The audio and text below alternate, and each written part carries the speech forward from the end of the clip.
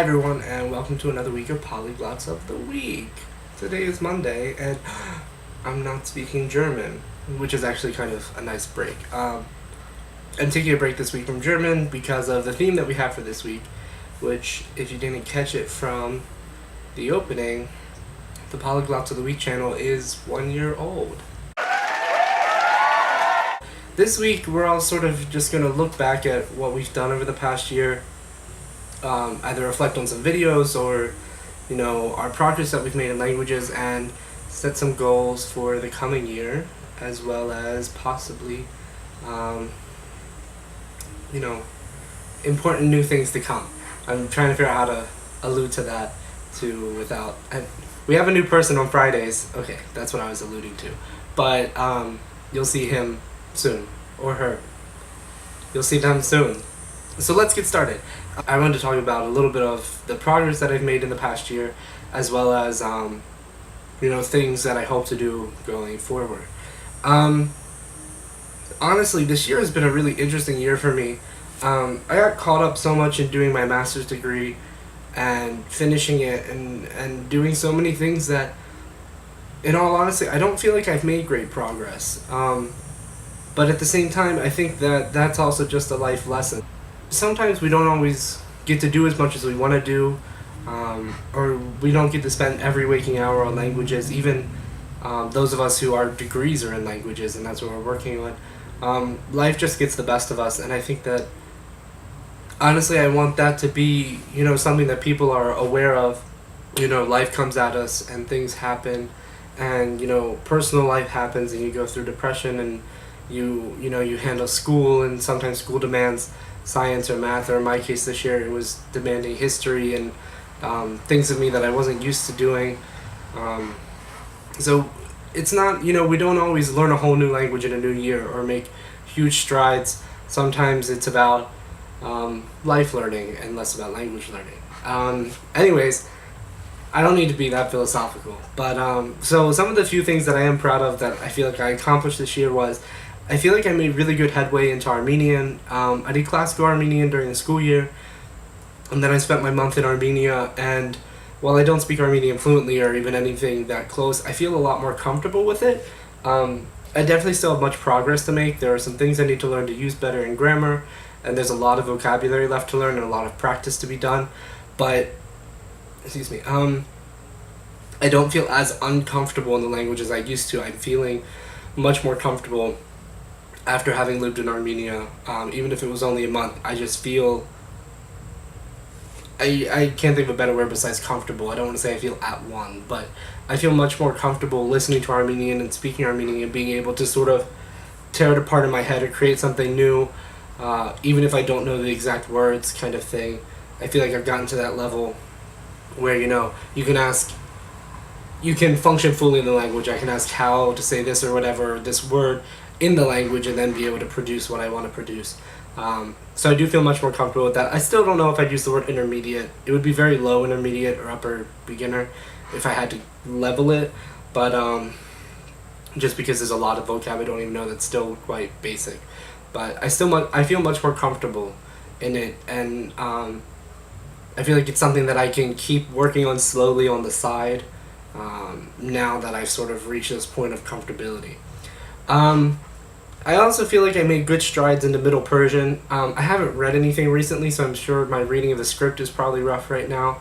But my knowledge of the grammar and of the vocabulary, and overall I feel like my knowledge of my field that I'm going into for my PhD has grown a lot this year, and I think that's something I'm more proud of. Obviously, again, that's something that there's still more progress to be made, but I feel like I made really good headway into the beginning of that language.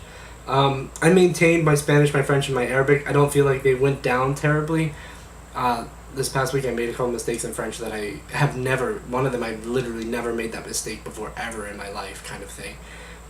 But I blame those on current circumstances that in my personal life and things, and not, my French is getting terrible or something. And I feel like I'm still fairly comfortable in Arabic. When I taught it back in the beginning of July and the end of June, I felt really comfortable teaching, and I didn't feel like I'd really lost that much besides maybe a word here or there. So while that's not really progress, I think maintenance of languages that you know well is something to be, satisfied with when you're looking back on the past year. As far as the coming year is concerned, I have a lot on my plate, and actually I sort of have to downsize. But I think it's important to also realize that while setting our goals, prioritization is important. And realizing that maybe that's something that needs to be pushed off to a later date. It's not a bad thing to say that. It's part of life. I'm taking 3 language classes this coming school year.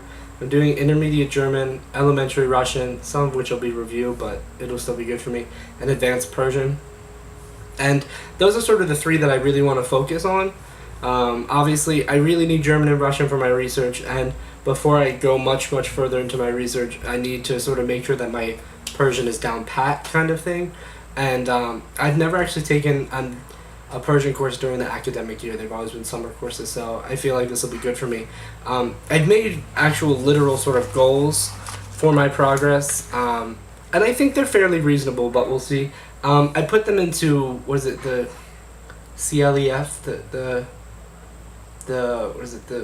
the European standard system, just because I feel like a lot of you are familiar with that.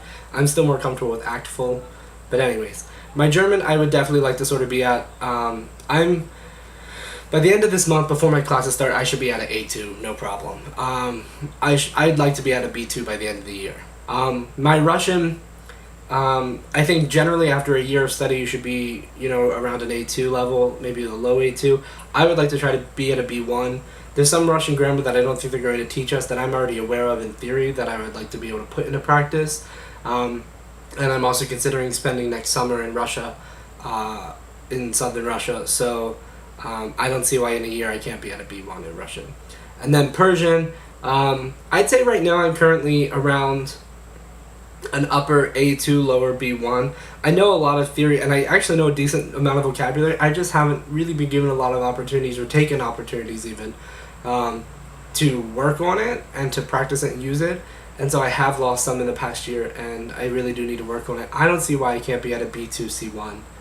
I think just because I can't go to a Persian-speaking country, I think B2 might be more reasonable, but a B2, C1 within the next year easily.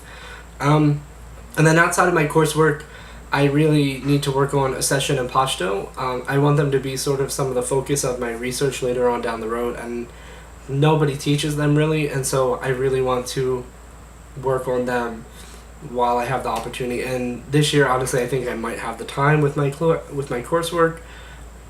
And I have a Pashto-speaking friend in Los Angeles that I'm hoping to work with, so my goals are to be at an A2, B1 sort of area in both of them within a year. I'd like to be there by the end of the school year in June, because I want to spend the summer either in Afghanistan or in Ossetia. I'd like to be at an A2 in both by the end of the school year. I'm thinking of keeping a fun language. Recently my fun language has been Swedish, but I've also been dabbling in Icelandic. I'm also thinking of making Georgian my fun language. I have a couple friends on the internet who are working on Georgian. I have a friend moving to Georgia. It could be something that could be fun for me and honestly useful.